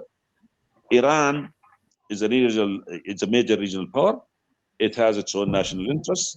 The Arabs, unfortunately, don't have a project, but they can also agree on some common denominators to deal with Iran. And I think the 7th of October should actually help and support such ideas and such initiatives. I'm sorry I took too long, but these are real issues that we really have to grapple with. And I think scholars have the responsibility to be a sound of reason, to promote their ideas, and to talk to each other. With this webinar is very important, because I can talk to you, you can talk to me, you can convince me of your opinion, and I can also do the same. And this is, I think, why we're here. The Europeans have a responsibility. They are the ones who planted Israel. Israel is the strange body in the region, and I don't, to be honest with you, I'm going to say it, and I don't care what the implications are. Israel is not going to be accepted in the region. It is not going to be accepted in the region, let alone what they have done lately in Gaza. The brutality, the barbarism, that they have shown, both at the popular level and at the policy level, officially speaking, is unprecedented and unacceptable. No human being can accept what they have done. But again, the veil has fallen, and I think people are learning more about Israel and the real Israel. Thank you very much again. I asked a question about in my last hour. The Iranian colleagues actually comment on my question. Thank you. Thank you, Doctor. As you mentioned, I think resistance. It was not the Palestinians' first option, but now it's their only option, and it's not really limited to them and the Palestinians. And about the outcome of a kind of summits, Cairo, OIC, we can evaluate that what is actually made Israel's to ceasefire, pause, or truce, or everything like that. Dr. Nasir and then Dr. Dil, very just in 5 minutes, if you have some remarks. Yes. Well, thank you. Thank you first very much, Muhammad. And you said a very important thing. You said we scholars. We are scholars. And if the politicians would be capable to handle these conflicts, we would not be needed. So our task is to think different than they do. And I noted one sentence, I think it was from Isa. Isa, you said, I noted this down, force is the only language. Did you say this, Isa? I noted this down. I think Isa is not really, it's with us, but he is not enable it, because as it mentioned in chat box, he's going to travel and he's with us. He can hear us, I think, but he can answer. Okay, but yes. He said, I was writing it down. Force is the only language. And to make it short, because we just published a study on it. Before October 7th, Israel had the biggest military concentration of the entire world with a 2 billion wall at this border. So that was the most surveyed border of the entire world. And it didn't brought any security. Ukraine, since 2014, has been militarized with tanks, with airplanes, with money to fight against the rebels in the Donbass. And they lost this war. So if we are talking on force, on the power of force, me as an intellectual, as a sociologist, or somebody from a think tank, we have to find alternatives to the military and to military force. And there is no evidence that military force brings any progress in any conflict. It's important to say this for me because I want to work with your colleagues in China, with the colleagues in Amman, where I've been last year, Muhammad, I visited Amman 1 week, with the colleagues in Tehran. And this is what we, and in Iraq, not forgetting Iraq, what we can do. We have to provide alternative ways to find peace and reconciliation, and not to support politicians that want to escalate these conflicts wherever they are. That's all. Thank you, Dr. Dil. I just wanted to introduce him. Dr. Dil is a PhD of psychology and the head of Basel Institute. Thanks for your remarks. Dr. Nasir, with you.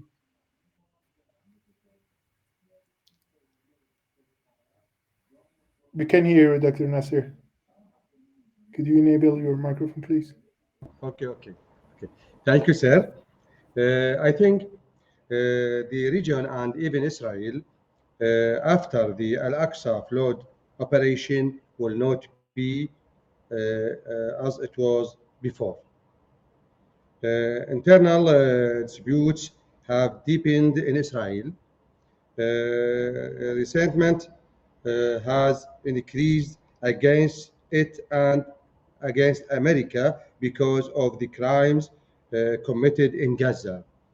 Not only in the Middle East, but all over the world. And we see reactions from Latin America and Europe and other countries in the world, not Arab and not Muslim countries. Once again, the war in Gaza has prevented that military operation did not bring peace for Israel. And Israel might change her mind, her way of thought. Only about 45 days of heavy bombing on Gaza don't able Israel to found one of their citizen and not cap one of the Hamas fighters. So just by negotiation through Qatar, Israel bring some of their its people. So we need, or Israel need, in fact, to change its way to thought and might understand that this created powerful of Israel is destroyed. Now all over the world see directly Israel is weak. Israel is not in the power that he demand. So just by giving rights for Palestine, peace will achieve in the region. I think this one. Thank you, sir. Thank you, Dr. Nasir. Isa, I think you are with us now. Could you enable your microphone and then share your remarks?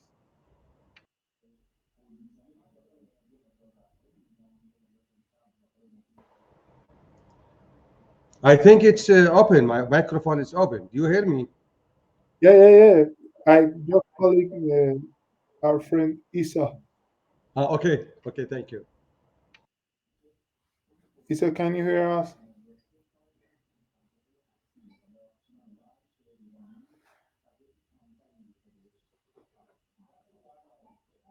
Okay, before we reach Isa, Dr. Kintian, do you want to add something? Yes, Ali, I have a suggestion. I've just written a message. Hello, can everybody hear me? Sorry, I've just been traveling, so my microphone is just coming back on now. Sorry, sorry. I was listening to the points raised by both of our esteemed colleagues. Just a couple of quick points on the question of a nuclear deterrent. Of course, look, there are risks that come with it. The one approach, of course, that could be taken is for Iran to take a similar approach to that of Israel, where they'd never actually formally declare such a capability, but it's implied. Also, of course, I think, look, we have to speak very frankly. If somebody like a Donald Trump or a DeSantis comes to power, I don't think, we can discount the possibility that they will aggressively push for a military attack on Iran, and they will create the circumstances for that. With regards to force being the only language that Israel understands, it's not my desire to see that that's the language. It's what history has played out. When they left Lebanon in 2000, it was because of resistance. When they left in 2006, it was because of resistance. We have to understand the mentality of Israel. Israel is not a normal state in the normal sense of the word. It's a belligerent expansionist state which believes sincerely that its borders stretch from the Nile in Egypt to the Euphrates in Iraq. It's a state which believes sincerely that it is, it needs to constantly be on the on the front foot, aggressing against its neighbors. And so, all of us would, of course, love to have peace and love to have diplomacy as the way forward. But you have to also have that capability in your hand, not necessarily to use it, but to be able to, show these belligerent countries, which have shown in Gaza no regard for human life and no regard for innocent life, that there can be consequences. And again, I point to the difference between how Israel conducts itself in Lebanon compared to Gaza, that unfortunately, they only seem to respect force. Now, this is not us saying this is their own, strategic calculations. I'm going to have to jump off now because I have to jump onto this train, but I'm really, really grateful once more for the opportunity. And I have nothing but the utmost respect for the opinions of all of the panelists who have spoken today. Thank you, Isa. Thank you very much for your endeavor, for sharing your remarks. Dr. Tian, do you want to add something? Yeah. Thank you. I think I learned a lot from our colleagues' discussion, and especially from you who are near the front, I think, of Gaza conflict.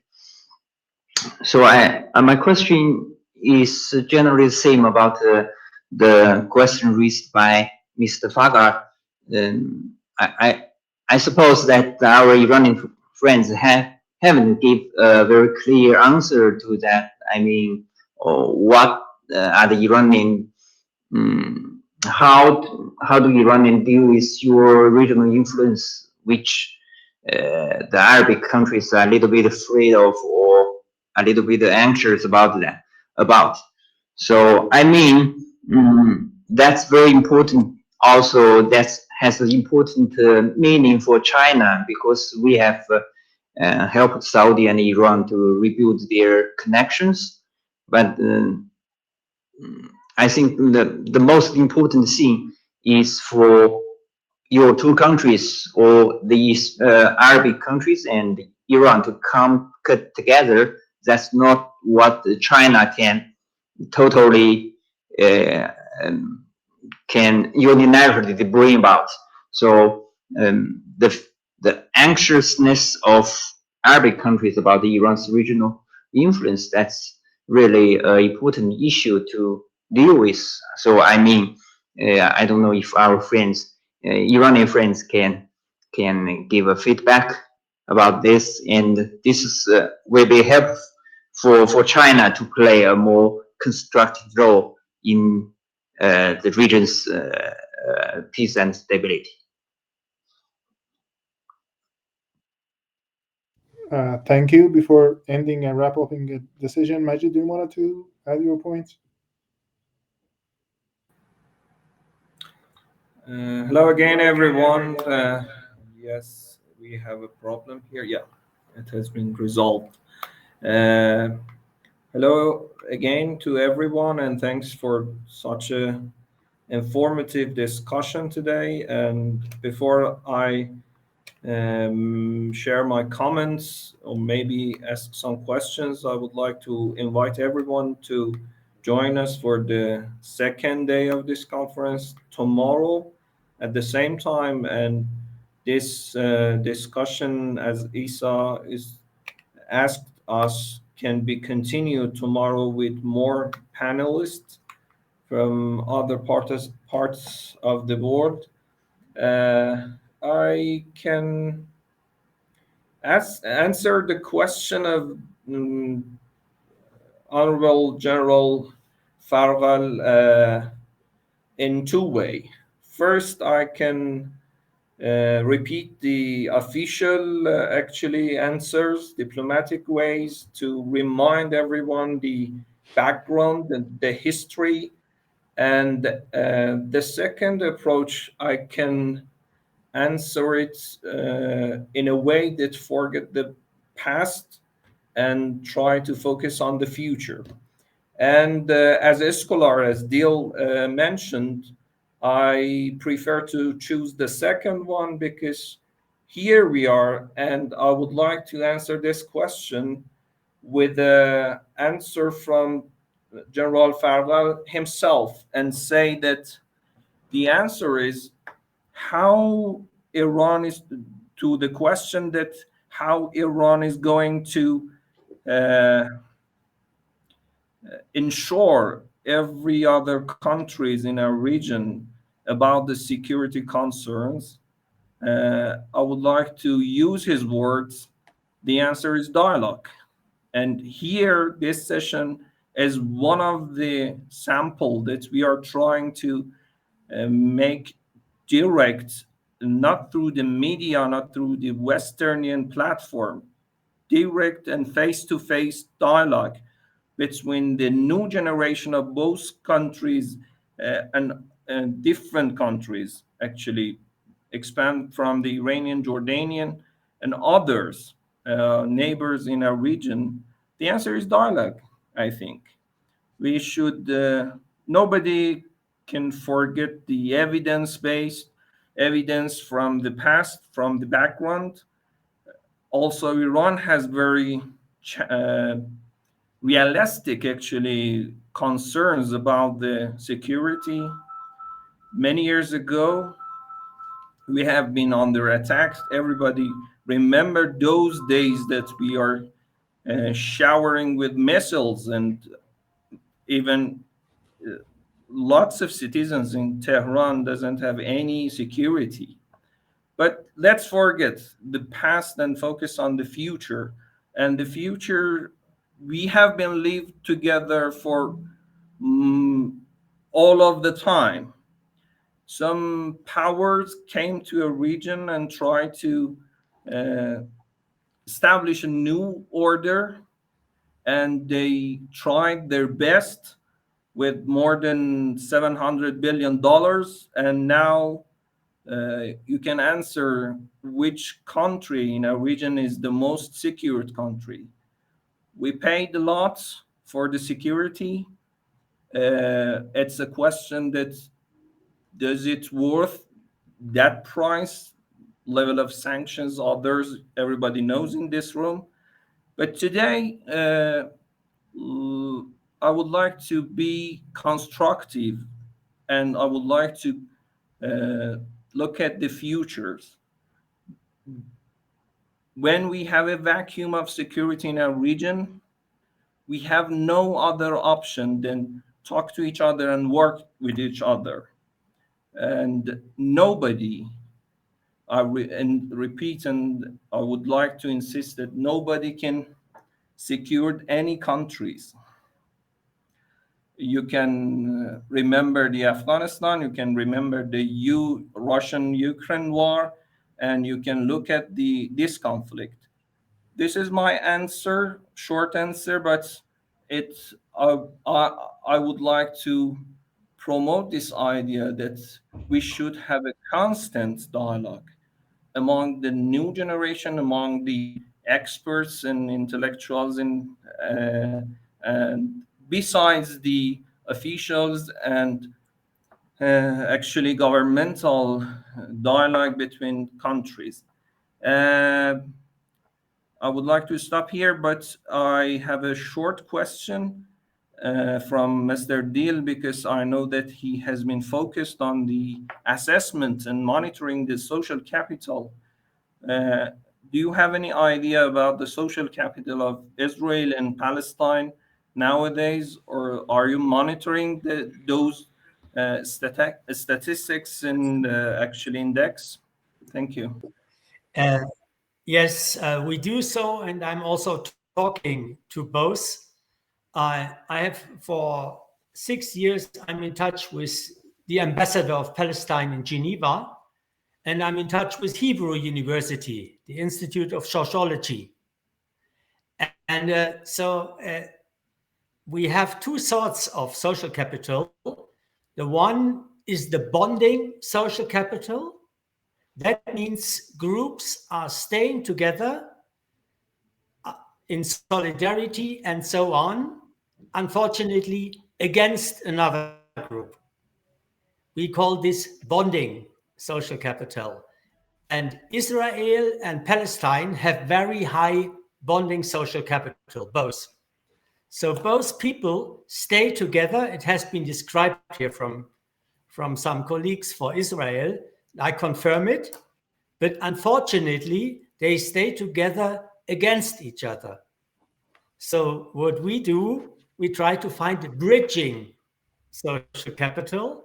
These are common and joint social goods. So our focus is not on bonding, but on bridging social capital.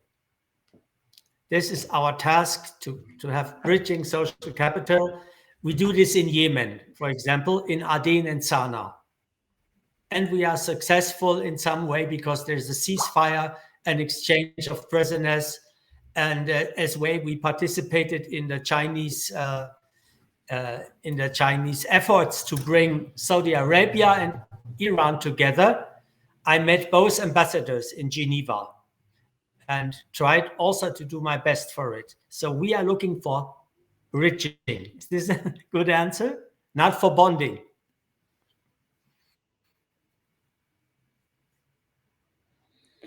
Thank you, Dr. Dale, for your points. I just wanted to ending the session, but a little point about what just Dr. Tyan mentioned. I believe that as much as countries in states understand, as Majid said, understand that they can rely on their own power for security, not on a foreign power, the way for cooperation will pave. As the same scenario, I believe, that happened between the Iran and Saudi Arabia, and we consider, I think, China, and we want China as not just as Dr. I think Nacir said, a new Sharif. We want it as just a reliable friend. And to ending the session, one of my professor always said the sign of a good session is that when it's ended, you have more questions than your answers. And I think this kind of session is just like a good example of that. Thanks to all of you for accepting our invitation. Thanks for your Ali, time. Thanks for your General Farghal raised hand. Sorry. Yeah, Ali. Okay, Dr. Farghal. And yes, your yes, points, and then just end the session want, and expect more answers and questions for the tomorrow session. It's an admin note and a request. I think the discussion has been very, very fruitful. Thank you very much, and it's very useful also. And my admin note is, and I've actually sent it as a message. If you can kindly share the contacts of the participants, so we can actually continue these conversations, I would really appreciate it, because we're all interested, we're all involved, and I think we're all in this together. And I think we all can also help and contribute, with ideas and people coming together, trying to develop alternative scenarios, what can be done, what can't be done, what should be approached, what should be approached. These are the things that can really help policymakers and decision makers to take informed decisions. Politicians, we know how they go about it. We were practitioners before becoming what we are now, and I think they can benefit from good ideas. So if you can kindly share the contacts of the participants in the webinar, it would really be appreciated. Okay, thanks. For sure, we are trying to find the best solution to sharing our community together and keep it. And maybe just send an email, to everybody. Okay, good. We could try to. have some noises, and then no, yeah. But we try to manage it with the help of Majid. And just that, thank you all of you. Sorry, Ali, I should interrupt. Yes, on behalf of the Governance and Policy Think Tank is a platform for discussion, not to read any announcement or any declaration. It's a platform for dialogue, and we are ready to connect each other's. We are at the International Department focused on the expert diplomacy, and we're trying to keep this dialogue alive for a long time. We are trying our best. Just before we end the session, I would like to thank everyone in the room, and especially I would like to thank Your Excellency, the former Foreign Minister of Mongolia, Mr. I forgot the Surev Puran. Yeah, Purev Suran, sorry. And just I would like to give the floor to the colleagues of Mr. Tian, Ms. Tiambo. Do you want to add anything? Because tomorrow we will hear your lecture, but for this session, I would like to give the floor at a very short time. I'm sorry, but we are here to hear your final comments. Sorry.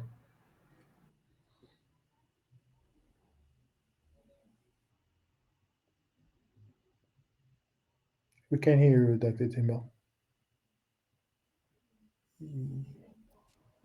Yeah, I can hear. I mean, Miss Temple can give a short feedback to our friend here. I think, can you hear me now? I think I have some internet error or problems. I'm not familiar Now very with good. this. It's good. It's good. It's good now. We can hear you. Okay. And I'm looking forward to, I learned a lot from today's discussion, and I'm looking forward to tomorrow's discussion. Is still, I think it's a very important and interesting topic about region order after October 7th. I think all people can agree that the things has changed a lot, and the before and after October 7th, the region, or perhaps we can say the world, is a different one. And perhaps tomorrow we can have some more specific and detailed discussion on this topic. Thank you. Thank you, Dr. Tembo. Majid, we are with you. Yeah, we can wrap up the session, I think. Okay, I just wanted to invite again all our friends to the tomorrow session, and I hope for the best. Take care, everybody. Thank you for your remarks. Bye-bye. Bye-bye. Bye-bye. Bye-bye. Bye. Thank you. مع السلامة. مع السلامة. مع السلامة. مرسلام. بسلامت. خداحافظ. خدا. And Dr. Del, I would appreciate it if you can, contact me, and I'm really interested to exchange ideas. I'm a graduate of the Geneva Center, so I do have some